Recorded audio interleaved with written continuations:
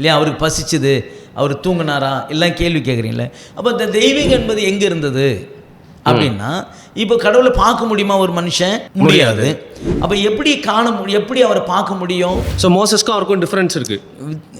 Difference இல்லை, Moses வேற, இவர் வேற. இப்போ மோசஸ் வந்தார், போனார், மரித்தார், போயிட்டாருன்னு சொல்லலாம். இந்த தூதர்களுக்கு எல்லாம் ஒரு 3 லீடர்ஸ் இருக்கிறாங்க.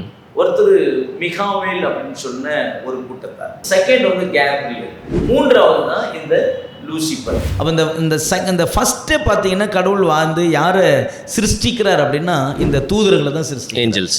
அதுக்கு அப்புறம் தான் யார்? இப்போ இயேசு திருமணம் ஆகலை, திருமணம் பண்ணாதவர் திருமணம் பண்ணிக்கிட்டார் அப்படின்லாம் இருக்கு இல்லையா?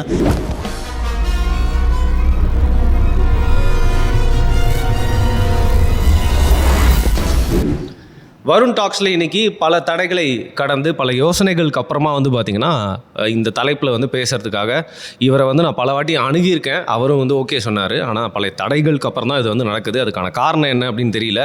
வணக்கம், வெல்கம் சாம் பாஸ்டர். ஓகே, போதகர் அப்படின்னு சொல்லி இன்ட்ரடியூஸ் பண்ணலான்னு பார்த்தேன், பட் ரொம்ப ஆர்டிஃபிஷியலாக அப்படிங்கிறனால பாஸ்டர் அப்படின்னு சொல்லிட்டேன். எப்படி இருக்கீங்க பாஸ்டர்? ஓகே, நிறையா நாள் நம்ம ஏற்கனவே சொன்ன மாதிரி இது ட்ரை பண்ணிட்டுருக்கோம். ஆனால் இன்றைக்கி தான் நடக்குது. ஸோ உங்ககிட்ட நான் டாபிக் என்னன்னு சொல்லவே இல்லை.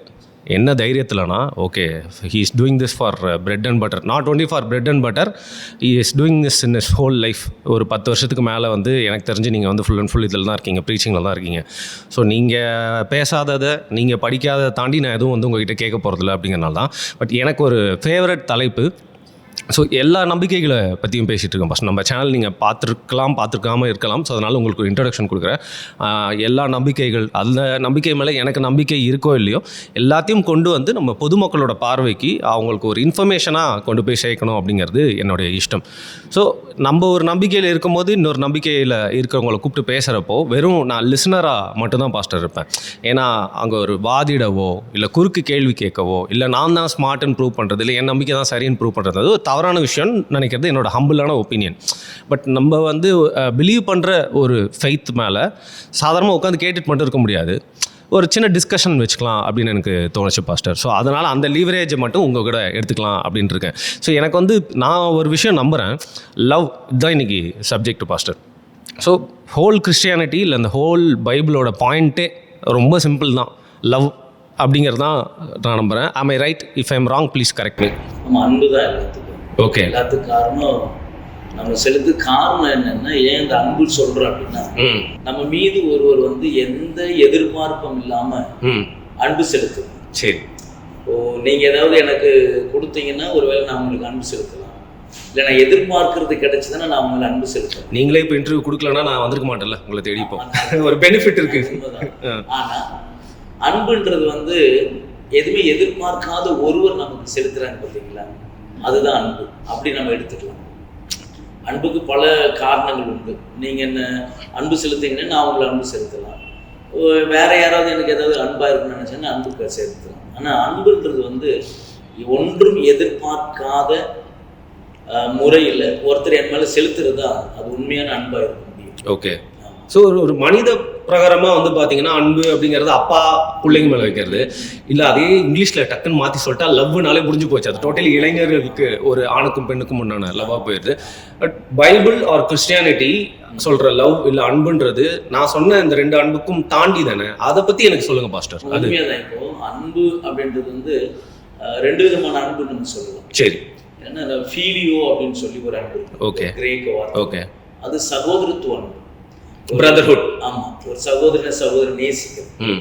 ஆனா அகாபே அப்படின்ற ஒரு வேர்டு அது ஒரு தெய்வீக அன்பு.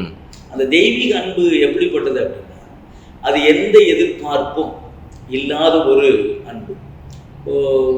வேதத்துல கூட பைபிள்ல கூட ஒரு வசனம் இப்படி இருக்குது.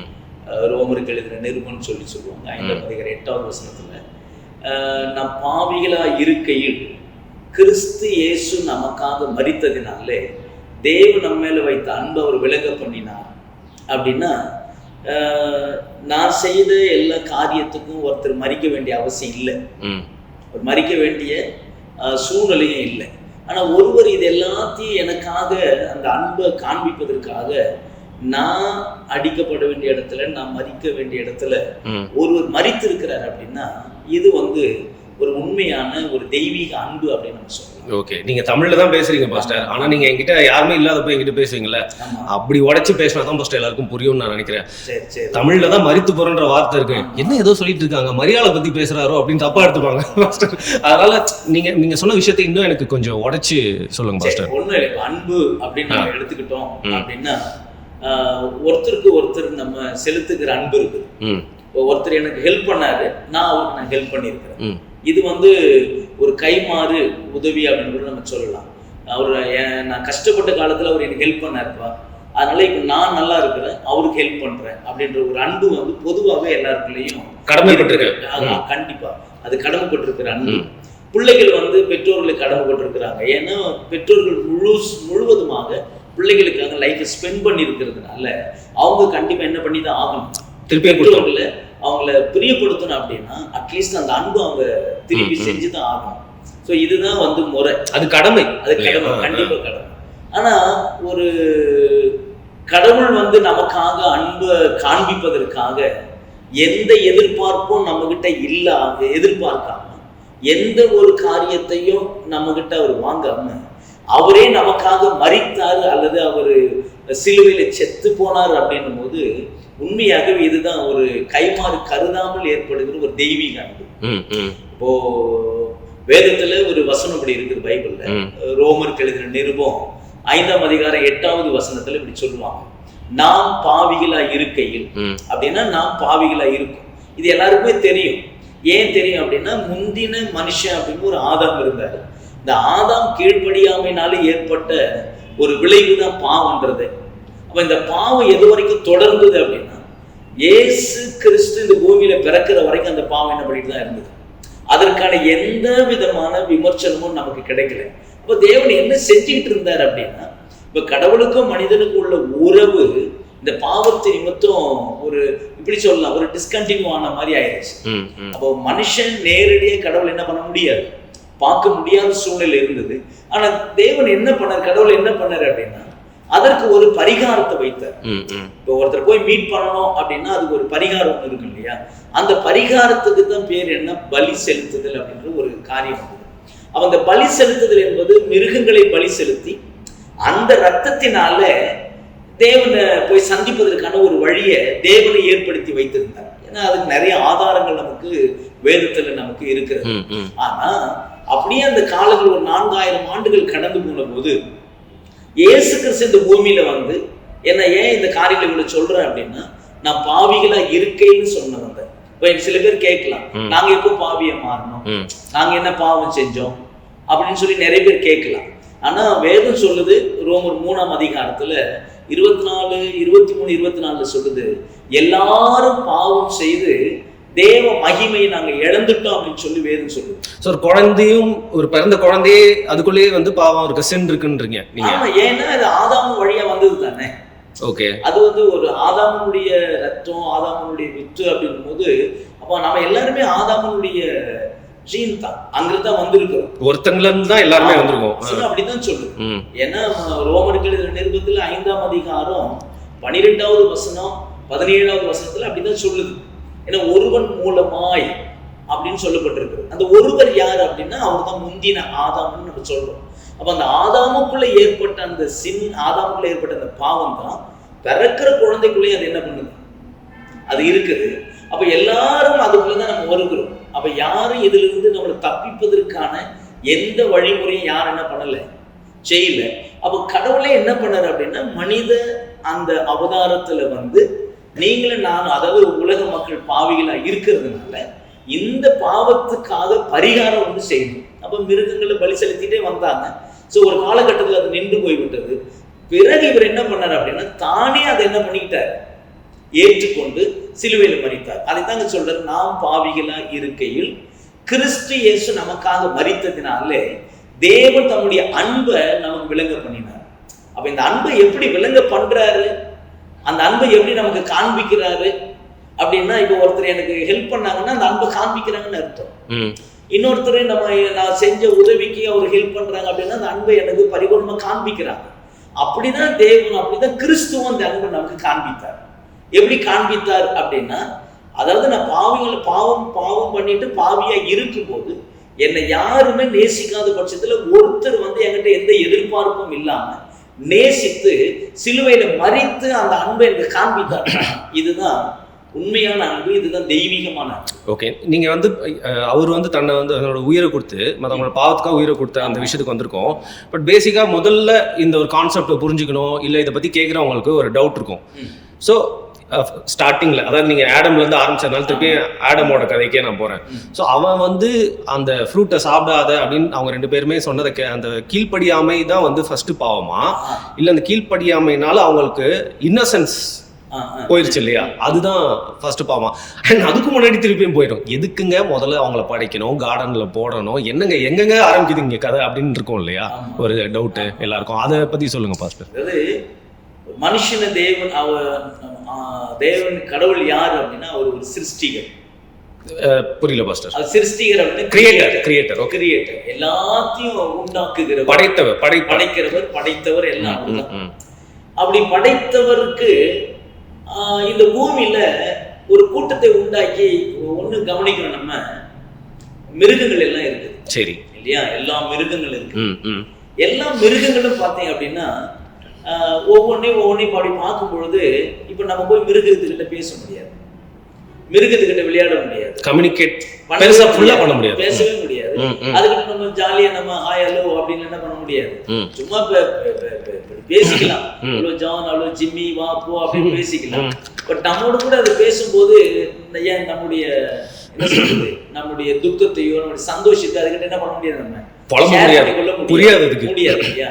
ஆனா கடவுள் என்ன பண்ணாரு அப்படின்னா, அவரை போல இப்ப கடவுள் எப்படி இருக்கிறான்னு யாருக்கும் என்ன பண்ணாது தெரியாது.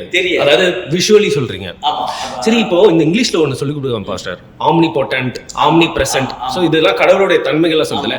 ஸோ இந்த கிறிஸ்டியானிட்டில சொல்லப்படுற அந்த காட்ன்றவரு, ஸோ நீங்க ரூபத்தை விட்டுருங்க, விஷுவலி விட்டுருங்க, அவர் என்ன ஆக்சுவலா என்ன எப்படி கேட்கறதுன்னு எனக்கு தெரியல.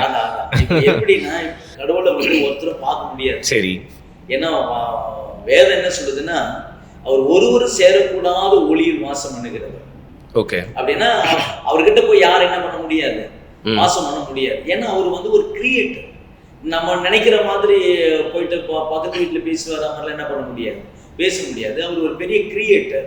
அப்ப அவ்வளவு பெரிய தேவன் கிட்ட நம்ம பேசணும் அப்படின்னா ரொம்ப கஷ்டம். சரி, அப்ப தேவன் என்ன பண்ணாரு அப்படின்னா, அவரை பார்க்க முடியாது, நம்ம காண முடியாது, நம்மளோட பேசுவதற்கு நம்மளோட இடைபெறுவதற்கு அவர் என்ன பண்ணாரு, ஒரு மனுஷனை அவர் என்ன பண்ணாரு முதல்ல உண்டாக்குறாரு. சோ அதுக்கு முன்னாடி மனுஷன்ற என்டிட்டி இல்லவே இல்லை. சோ அப்ப இந்த கான்ஷியஸ்னஸ்லாம் எங்க இருந்துச்சு?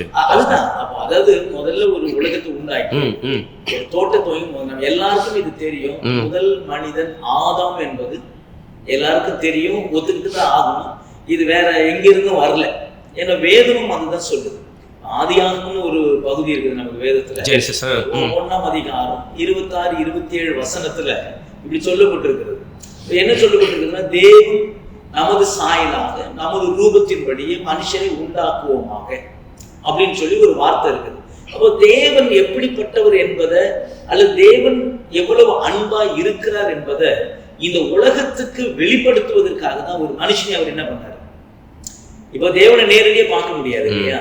அப்ப அந்த தேவனை நேரடியா, கடவுளை நேரடியா பார்க்க முடியாது அப்படின்னா, அப்ப அந்த கடவுளை இந்த உலகத்துக்கு காண்பிக்கணும், அவர் யாருன்றதை காண்பிக்கணும். அப்படி காண்பிப்பதற்காக சிருஷ்டிக்கப்பட்ட ஒரு மனுஷன் தான் இந்த யாரு, இந்த ஆடம். பட் இந்த ஸ்டோரிக்கு முன்னாடி ஸ்டோரின்னு ஒண்ணு இல்லவே இல்லையா பாஸ்டர்? அவரோட வேலை என்னவா இருந்திருக்கும் அப்படிங்கிற ஒரு இல்ல. அதாவது நம்ம அதுக்கு முன்னாடி வந்து உலகங்கள் எப்படி இருந்ததுங்கிற யாருக்கும் தெரியாது, தெரிய வேண்டிய அவசியமும் இல்லை. ஏன்னா இப்ப நம்ம ஒருத்தர் இல்லாதவரை பத்தி நம்ம பேச முடியும். சரி, என்றைக்கு ஒருத்தர் இருக்கிறாரு அவரை பத்தி நம்ம என்ன பண்ண முடியும். சரி, அப்ப அதுக்கு முன்னாடி உலகம் எப்படி இருந்தது யாருக்கும் தெரியாது. நமக்கு உலகமே எங்க இருந்து ஆரம்பிக்குதுன்றாங்க, ஆதாம் தான் அப்படின்னு தான் நம்ம பார்க்கிறோம், ஒரு மனிதன் அப்படின்னு. அப்ப இந்த தேவன், அந்த கடவுள் வந்து மனித குலத்தை நேசிக்கணும் அப்படின்றதுக்காக ஏதோ ஒரு மிருகத்தை உண்டாக்கி மிருகத்தோட அவர் கம்யூனிகேட் பண்ண விரும்பல. ஏன்னா மிருகத்தோட பேச விரும்பல. ஏன்னா எந்த மிருகமும் வாய் திறந்து என்ன பண்ணாது, அப்படி பேசாது. அப்ப கடவுள் எப்படிப்பட்டவர் என்பதை இந்த உலகத்துக்கு காண்பிப்பதற்கு முதல் உண்டாக்கப்பட்ட மனுஷன் மூலம் தான் கடவுள் எப்படிப்பட்டவர் என்பதை நமக்கு என்ன பண்ண தெரிஞ்சது, இன்னொருத்தருக்கு தெரிய வைக்கணும், அதை புரிஞ்சுக்கணும் ஒருத்தங்க அப்படின்னு பாக்குறேன். ஸோ அப்போ அந்த ஏஞ்சல்ஸ்லாம் அவங்களுக்கு சும்மா இந்த ஏஞ்சல்ஸ்ன்ற விஷயம், ஏஞ்சல்ஸுக்கெல்லாம் வந்து நீங்க சொன்ன மாதிரி ஒன்றும் கிடையாது. நம்மோட கூட அதை அவங்க என்ன பண்ண முடியாது, பேச ஜெண்டரும் இல்லை, முடியாது, அவங்களுக்கான இடமும் இது கிடையாது. இப்போ வந்து நம்ம மாதிரி வீடு கட்டிக்கிட்டு திருமணம் பண்ணிக்கொண்டு பிள்ளைகளோடு சந்தோஷமா இருக்கும் காரியங்களும் இல்லை. ஏன்னா அவங்களுக்கு அந்த காரியங்களே கிடையாது, அவங்களுக்கு சாய்ஸும் இல்லை, எந்த அப்படிப்பட்ட அனுபவமே கிடையாது. அவர் ரெண்டாவது அவங்க இது இருக்கிறதான நல்ல பூமியும் கிடையாது. இப்போ நமக்கு வந்து எப்படின்னா இது வந்து ஒரு ஒரு ஒரு சரீரத்துல நம்ம இருக்கிறோம், போயிட்டே தானே இருக்கும். அப்ப நமக்கு ஒரு எது வேணும், ஒரு இந்த பூமியில இருக்கிறதுக்கான ஒரு வழிகள் வேணும். அதனாலதான் நம்மள வந்து கடவுள் எப்படிப்பட்டவர் என்பதையும் அவர் எவ்வளவு அன்பு உள்ளவர் என்பதையும் காண்பிப்பதற்காக ஒரு மனுஷன் அவர் என்ன பண்ணாரு பார்த்துட்டு சகல அதிகாரங்களையும் கொடுத்து, கடவுளுக்கு என்ன அதிகாரம் இருக்குது அந்த அதிகாரத்தை எங்க பார்த்தோம், நம்ம இந்த ஆதாம் கிட்ட நம்ம பார்த்தோம். ஏன் பார்த்தோம் அப்படின்னா ஒரு மனுஷனை உண்டாக்குன பிறகு அதுக்கு பிறகு அவர் சிருஷ்டித்த அல்லது அவர் உண்டாக்கின எல்லா மிருகத்தையும் கொண்டு வந்து என்ன பண்றாரு, ஒரு முன்னாடி நிறுத்துறாரு. எல்லாத்தையும் படிச்சுட்டு தான் 6வது நாள் இது சொன்னபடி 6வது நாள் தான் மனுஷனை அவர் உண்டாக்குறாரு. கொண்டு வந்து நிறுத்தின உடனே எல்லாத்துக்கும் இந்த மனுஷன் பேர் வைக்கிறார். இந்த எதுக்கு என்னென்ன பேர் வைக்கணும்ன்றது என்ன பண்ணுது, நமக்கு வந்து ஒரு 10 பேருக்கு மேல பேரு வச்சுட்டா அதுக்கப்புறம் 11வது பேரு நமக்கு யோசிக்க வேண்டியது, எதை தேடணும். ஆனா இன்ற வரைக்கும் பார்ப்போமேனா ஒரு மிருகத்துக்கு இருக்கிற பேர் இன்னொரு மிருகத்துக்கு இல்லை, அப்படியே எல்லாத்துக்கும் பேரிட்ட மனுஷன் தான். அப்போ இதுல எது விளங்குது அப்படின்னா இதுலதான் இந்த ஓமனி சயின்ஸ் நீங்க சொன்னீங்க பாத்தீங்களா, இதான் ஞானம், தேவ ஞானம் யாரு வெளிப்படுது. ஏன்னா நமக்கு இருக்கிற விஸ்டம் எப்படிப்பட்டது அப்படின்னா ஒரு 50 பேருக்கு நம்ம பேர் வைக்கலாம், 50 காரியத்தை ஒரு 50 போன் நம்பர் நம்ம மெமரிக்குள்ள வச்சுக்கலாம், அவ்வளவுதான். அதுக்கு மேல என்ன பண்ண முடியாது. ஆனா கடவுளுடைய சகல அந்த ஞானத்தை யாருக்குள்ள வைத்தார், அந்த மனுஷனுக்குள்ள வைத்தார். அப்ப எல்லாத்தையுமே அந்த மனுஷன் பேர் வச்சுதான், எல்லாம் ஆளுக்கு பண்ணதான், எல்லாம் செஞ்சுதான். என்றைக்கு இந்த சின்னு உள்ள வந்ததோ அன்றைக்கு இந்த காரியங்கள் எல்லாம் என்ன ஆயிடுச்சு, மாறிடுச்சு, அவ்வளவுதான். என்னன்னா அந்த ஸ்தானத்தை அவன் இழந்துட்டான். அந்த சின்ன மாத்திரம் பாவம் மாத்திரம் அவனுக்குள்ள வராம இருந்திருக்குமேனா அந்த உலகம் எப்படி இருந்திருக்கும் அப்படின்னா இப்ப இருக்கிற உலகமா இருந்திருக்கு, அது ரொம்ப வித்தியாசமான உலகம் இருக்கு. கொஞ்சம் எக்ஸ்பிளைன் எப்படின்னு சொல்லிட்டு ஃபார் எக்ஸாம்பிள் இப்போ நம்ம மிலிட்டரியே சாப்பிடாம வந்திருப்போம்னு சொல்றாங்க. ஆமா, ஏன்னா இவர்கள் அந்த பாவம் பண்ணின பிறகுதான் ஒருத்தர் அடித்துக் கொள்ளும் பொழுது ஒருத்தருக்கு ஒருத்தர் அதாவது பட்சிக்கும் போது மிருகத்தினுடைய இதெல்லாம் இவங்க சாப்பிட ஆரம்பித்தாங்க. அதுக்கு முன்னாடி பார்த்தீங்க அப்படின்னு இந்த அனுபவமே கிடையாது. அப்போ மனுஷனை உண்டாக்கி தோட்டத்தில் வைத்து அவர் சொன்னது என்னன்னா சகல விருட்சத்தின் கனிகள் நீங்க என்ன பண்ணலாம், பூசிக்கலாம். அதுக்கு முன்னாடியோ அல்லது அதுக்கு இவங்க பாவம் பண்றதுக்கு முன்னாடி எந்த விதமான இந்த மாமிச உணவுன்றது இல்லவே இல்லை. என்றைக்கு இவன் கீழ்ப்படியாம அந்த பாவத்துக்குள்ள அவன் போனானோ அப்பதான் இதெல்லாம் நேரிட்டது. அப்ப என்னன்னா ஒரு மிருகம் படுத்துட்டு இருக்குதுன்னா ஆடு புலியோட கூட படுத்துன்றது, சிங்கம் ஆட்டுக்குட்டியோட படுத்துருந்தது. ஒருத்தர் ஒண்ணு என்ன பண்ணல, பட்சிக்கல. ரெண்டாவது ஒரு சின்ன பிள்ளை கூட போய் ஒரு புத்துக்குள்ள கைவிடலாம் அப்படின்னு சொல்லப்பட்டு இருக்குது.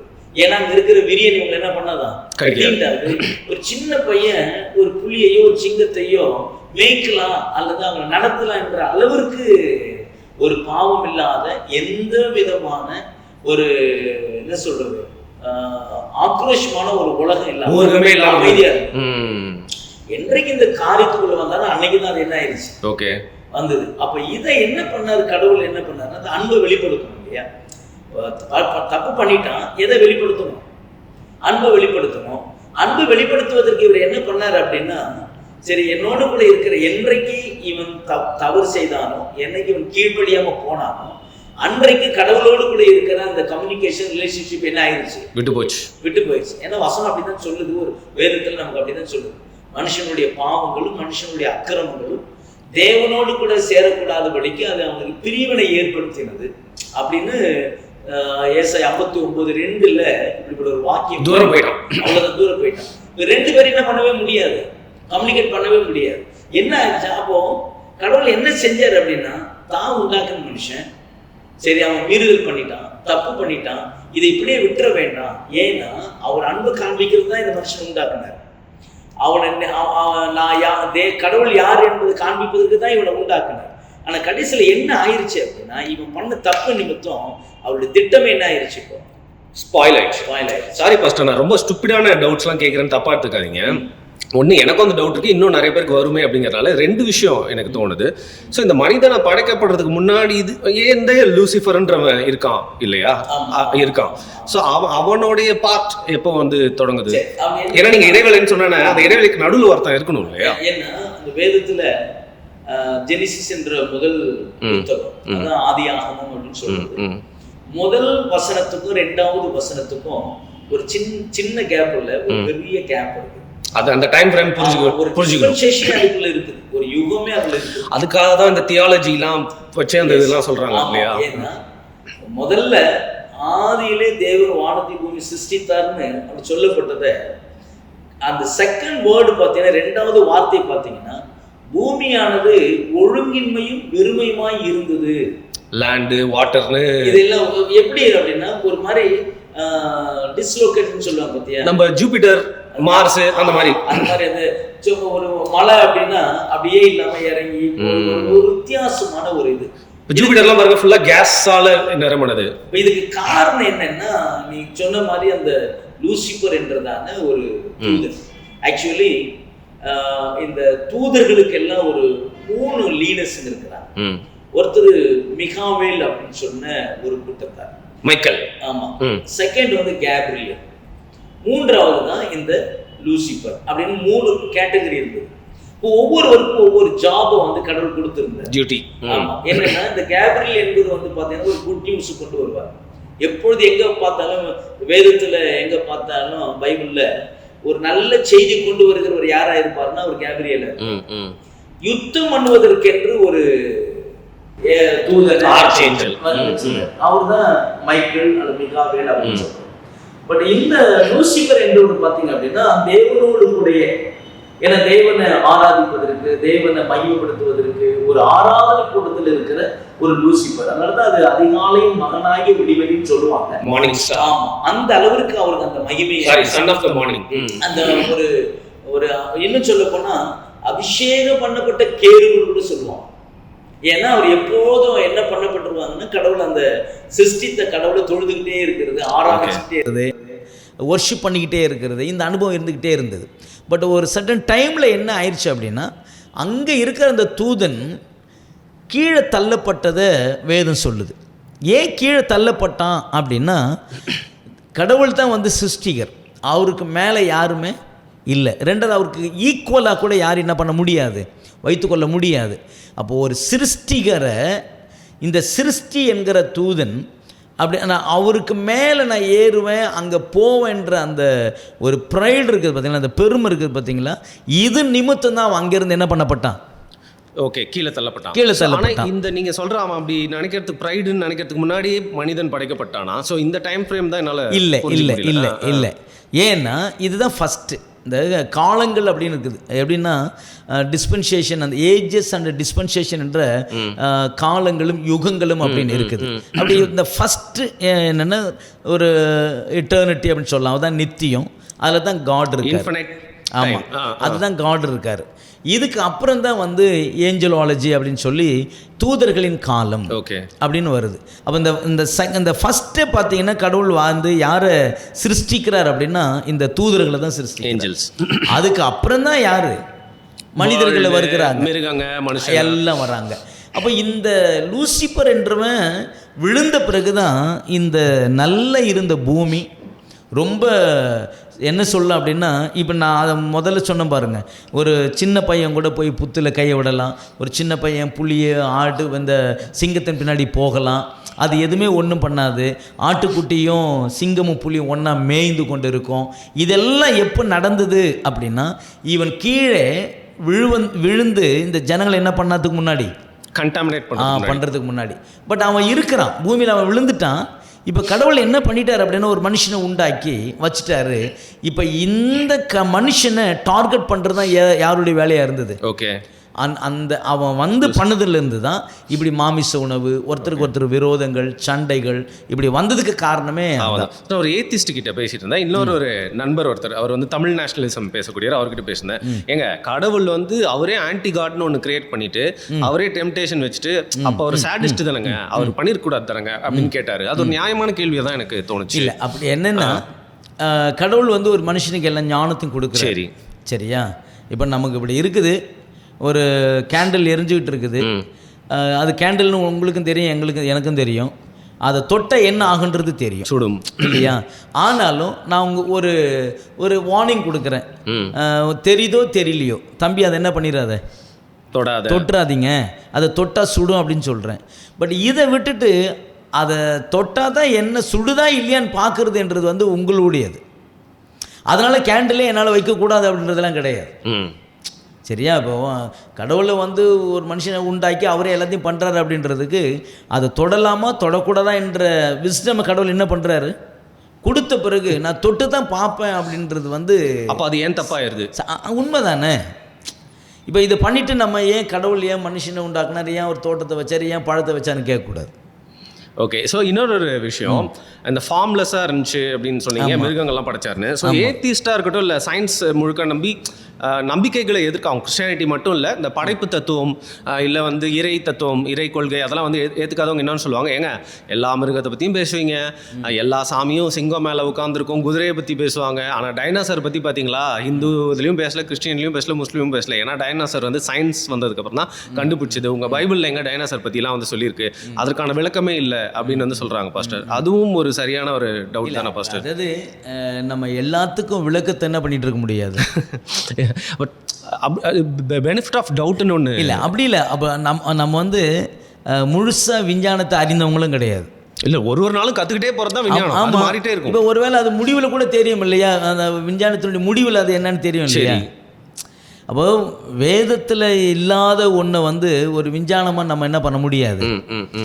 ஒரு காரியம் எனக்கு அவசியம் அப்படின்னா நான் என்ன பண்ணுவேன், பண்ணிடுவேன். அது எப்போ பயன்படும் போது அதை என்ன பண்ணிட்டு வருவேன், நான் கொண்டு வர்றது தானே. அப்போ அதாவது இல்லாத ஒன்றை யாரும் என்ன பண்ண முடியாது, பேச முடியாது. எல்லாத்துக்கும் ஆரம்பமும் எல்லாத்துக்கும் முடிவும் அப்படின்னா சிருஷ்டிகராக இல்லைன்னு சொல்ல போனால் கிரியேட்டர் தான். ஓகே, ஸோ இந்த பர்டிகுலர் அனிமலுக்கு வந்து கிறிஸ்டியானிட்டியில் வந்து இன்றைக்கி வரைக்கும் ஒரு பெரிய விளக்கம் இல்லை அப்படின்னு சொல்கிறீங்களா பாஸ்டர்? இந்த டைனாசர் அப்படிங்கிற மாதிரி அதாவது ஆதாரங்கள் வைத்து நம்ம இப்போ சில காரியங்களை பேசும்போது நிறைய ஆதாரங்களை வச்சோம்னா அது என்ன ஆகும், இன்னும் பெனிஃபிட் ஆகும். ஓகே, பட் ஆதாரங்களை நம்ம குறைவாக வைத்து கொண்டு இதுதான் அப்படின்னு வாதாடுறது வந்து அது நல்லாவும் இருக்காது, கண்மூடித்தனமான ஒரு வாதமாக இருக்கும். கடைசியில் என்ன அப்படின்னா அது எங்கே போய் நிற்கும் அப்படின்னும் போது அது ப்ரூவ் பண்ண முடியலன்னு வச்சுக்கலாம் சில காரியங்களை வச்சுக்கிட்டு.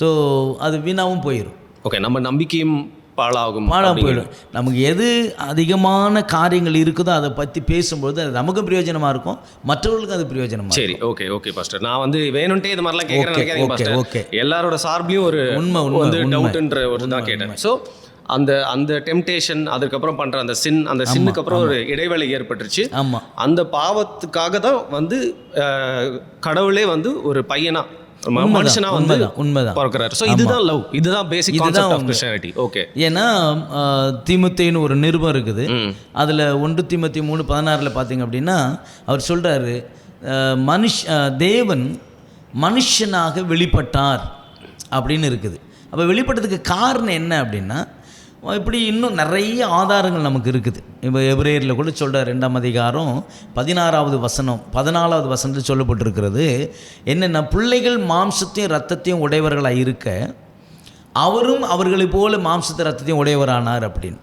இது எதற்காக அப்படின்னா நம்மை மீட்டெடுக்கணும், நம்ம அந்த பாவம் செய்த காரியத்திலேருந்து விடுதலையாக்கப்படணும் அப்படின்னா அவர் தான் என்ன பண்ணி ஆகணும், வரணும். அப்போது வரணும்னா எதில் வரணும், இந்த பூமியில் ஒருத்தர் வரணும்னா மாம்சத்தில் தான் என்ன பண்ண முடியும், ஐ மீன் லைக் ஃப்ளஷ், சரீரத்தில் ஒரு மனுஷனாக தான் வர முடியும். அப்போ வரும்பொழுது இந்த பூமியில் வரும்பொழுது அவர் வெறும் மனுஷனாய் மாத்திரம் வரல, அவருக்குள்ள தெய்வீகமும் இருந்தது என்பதை நம்ம ஒத்துக்கணும். இப்போ நிறைய கொஸ்டின்ஸ் நிறைய கேட்குறாங்க இல்லையா, இப்போ இயேசு திருமணம் ஆகலை, திருமணம் பண்ணாதவர், திருமணம் பண்ணிக்கிட்டார் அப்படின்லாம் இருக்கு இல்லையா. அவர் வெறும் மனுஷனாக மாத்திரம் இந்த பூமியில் இல்லை, பட் அவர் தெய்வீகமானவராகவும் இருந்தார். சரி, இப்போ எனக்கு இது எக்ஸ்பிளைன் பண்ணுங்கள். ஃபார் எக்ஸாம்பிள் அவருக்கு வந்து பசிச்சிருக்குமா? ஆமாம், பசிச்சிருக்கும், வலி இருந்திருக்குமா? எல்லாம் இருந்திருக்கும். ஸோ மனுஷனுக்குண்டான எல்லாம் இருக்கும். பட் தெய்வீன்றது உள்ள சொல்றீங்க. எஸ். இப்போ என்னென்னா ஒரு ஒரு ஒரு இப்போ நம்ம உள்ளே இருக்கிறோம். இப்போ இந்த உள்ள நமக்கு வந்து மனுஷனை வந்து ஒரு 3 பார்ட்டாக அவனை பிரிக்கலாம். சரி. எப்படி பிரிக்கலான்னா, ஒன்று ஆவி, ஆத்மா, சரீரம் அப்படின்னு சொல்லி 3ஆக அவனை பிரிக்கலாம். அது இப்படி சொல்லுவாங்க, ட்ரைகாட்டமி அப்படின்னு சொல்லுவாங்க. மனுஷன் 3 பகுதியை உடையவன் அப்படின்வாங்க. இப்போ இந்த சரீரத்தை மட்டும்தான் நம்ம பார்க்குறோம். பட் ஆவின்றது வந்து யாரும் பார்க்க முடியாது. இங்கிலீஷ்ல என்ன ஸ்பிரிட்டா pastor? Spirit. Okay, spirit, soul and body. Okay. ஓ, சோலும் ஸ்பிரிட்டும் வேறயா? ஆமா ஆமா. தமிழ்ல மனசாட்சின்னு சொல்றோமே, அதுதான் சோலா? அதான் சோல். ஓகே, மனசு தான் சோல். ஸ்பிரிட்ன்றது நம்ம சுவாசிக்கிற அந்த அனுபவம். ஓகே. இப்போ பாடின்றது இருக்குது. இப்போ இந்த பாடி வந்து ஆக்டிவாக இருக்கணும் அப்படின்னா அதுக்கு ஸ்பிரிட் வேணும். Good spirit. ஆமாம், ரன்னிங் ஸ்பிரிட் இருக்கு. இன்னும் சொல்ல போனால் நம்ம லைவாக உயிரோடு கூட இருக்குன்னாவே என்ன நமக்கு வேணும்? ஸ்பிரிட் வேணும். பட் அதே வேளையில் இந்த ஸ்பிரிட்டுக்கும் பாடியும் அதை ஆப்ரேட் பண்ணணும், அதை உணரணுன்னா ஒரு சோல் நமக்கு என்ன பண்ணணும்? வேணும். அப்போ இந்த சோல் எங்கே இருக்குது அப்படின்னா இந்த பாடிக்குள்ளே தான் என்ன பண்ணிகிட்டு இருக்குது? மறைஞ்சு இருக்குது, உள்ளே மூடப்பட்டு இருக்கிறது. இந்த அனுபவம் தான். இப்போ இந்த அனுபவம் தான் என்னென்னா, எப்படி நம்ம இப்போ நீங்கள் சொன்னீங்களே பசிச்சுது அவருக்கு இல்லையா, அவருக்கு பசிச்சுது, அவர் தூங்கினாரா எல்லாம் கேள்வி கேட்குறீங்களே. அப்போ இந்த தெய்வீகம் என்பது எங்கே இருந்தது அப்படின்னா, இப்போ கடவுளை பார்க்க முடியுமா ஒரு மனுஷன்? முடியாது. அப்போ எப்படி எப்படி அவரை பார்க்க முடியும்? இப்போ நம்ம ஒரு தத்துவத்தில் ஏதாவது ஒரு நன்மை யாராவது செஞ்சா அதன் மூலியமா இப்போ ஒருத்தருடைய காரியம் வெளிப்படுது இல்லையா? ஆமாம். ஒருத்தருடைய நடத்தைனாலே அவர் நல்லவரா கெட்டவரா என்பதை மட்டும்தான் நம்ம பார்க்க முடியுது. அப்போ இந்த கடவுள் எங்கே இருக்கிறார் அப்படின்றது, இப்போ நம்ம உள்ளே இருக்கிறார் அப்படின்னா அது எப்படி வெளிப்படும்? இப்போ கிறிஸ்து அப்படின்றது இந்த பூமியில் இயேசுவாக வெளிப்பட்டார். எல்லாம் ஒரு எப்படி ஒரு உலகத்தில் எல்லாரும் பிறக்கிறது போல தான் அவரும் பிறந்தார். பசங்களோடு கூட இருந்த 33 ஆண்டுகள் அவர் இந்த பூமியில் என்ன பண்ணார்? அவர் வாழ்ந்தார். நல்ல வாலிபனா அப்படி தான் இருந்தார். ஆனால் ஒரு பக்கம் இந்த சரீரம், இந்த உடம்புன்றது வந்து நமக்கு என்ன இருந்தது அப்படி தான் அவருக்கு இருந்தது. அதனால் இவருக்கு இதில் குத்தனா அவருக்கு வலிக்கும், அடித்தா வலிக்கும், கில்லனா வலிக்கும். இது வந்து இந்த பூமிக்குரிய, இந்த உலகத்திற்குரிய ஒரு உடம்பாக, ஒரு சரீரமாக, ஒரு ஃப்ரெஷ்ஷாக இருந்துச்சு. ஆனால் இதுக்கு உள்ள அவருடைய அந்த சுபாவங்கள், அவருடைய அந்த குணாதிசயங்கள், இதெல்லாம் உள்ளே என்ன பண்ணுச்சு? இப்போ நம்ம பார்க்குறோம், ஒரு காரியத்தை பார்க்கும்போது நம்ம டெம்டேஷன் ஆகும், டெம்ட் ஆகிறோம். ஆனால் அவருக்கு அது என்ன பண்ணலை? மைண்டை கட்டுப்படுத்திட்டாப்ல. அதாவது என்னென்னா, அதுதான் த டிவைன்ஸ் அப்படின்னு நம்ம சொல்கிறோம். ஒரு தெய்வீகன்றது அதான் சொல்கிறோம். இப்போ ஒரு தெய்வீகத்துக்கும் ஒரு டிவைனுக்கும் ஒரு வேர்ல்ட்லிக்கும் வித்தியாசம் இருக்குது இல்லையா? இப்போ நம்ம கண்கள் என்ன ஆகுது, ஒரு பொருளை பார்த்த உடனே அதை ஏதோ ஒரு சக்தி நம்ம இழுக்கிறது போல் இருக்குது. எப்படியாவது வந்து இஎம்ஐலையாவது வாங்கிடணும் இல்லையா? ஒரு பொருளை வாங்கிடணும், ஒரு காரியத்தை செஞ்சிடணும் அப்படி.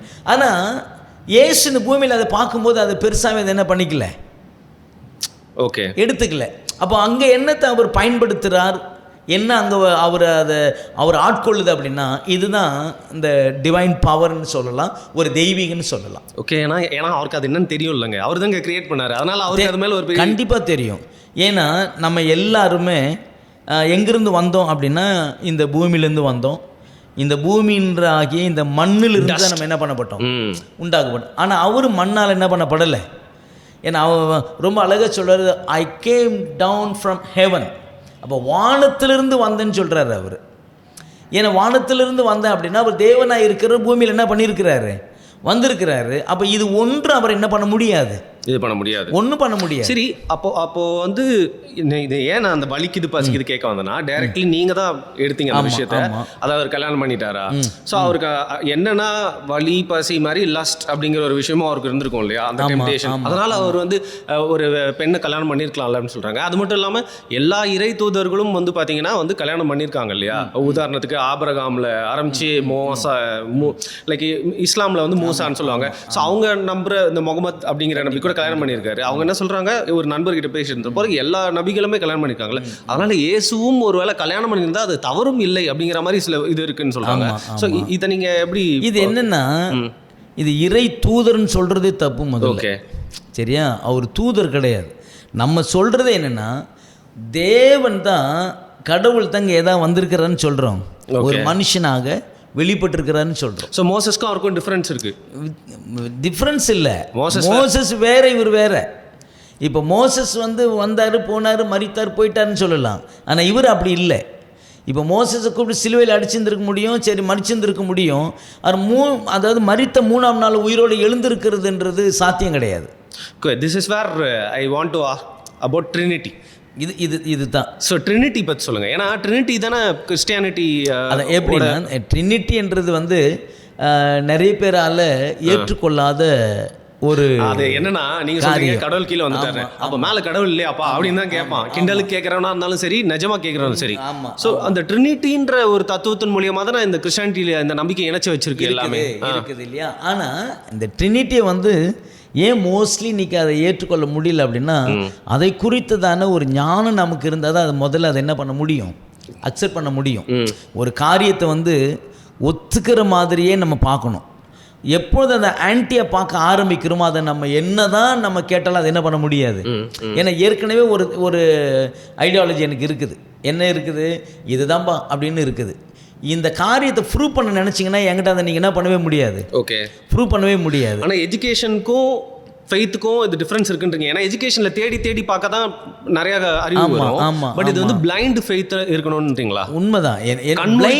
அப்படி கிடையாது. அதற்கான ஆதாரங்கள் இருக்குது. ஓகே, நம்ம ஒரு ஏதோ கண்மூடித்தனமாக பிலீவ் பண்ணுறது அப்படின்றது எல்லாத்தையும் அப்படி பண்ணிட முடியாது. சரி, சரியா. அப்போ ட்ரினிட்டி என்பது என்னென்னா ஒன் காடு தான், ஒரே தேவன். இந்த தேவன் இந்த தேவனுக்குள்ளிருந்து வெளிப்படுகிற அந்த பர்சனாலிட்டி இருக்குது பார்த்தீங்களா, அதுதான் இந்த first person, second person, third person நம்ம சொல்கிறோம். இந்த காலத்துக்கு ஏற்ற மாதிரி கடவுள் என்ன பண்ணுறாரு அப்படின்னா தன்னை வெளிப்படுத்தி கொள்ளுகிறார்.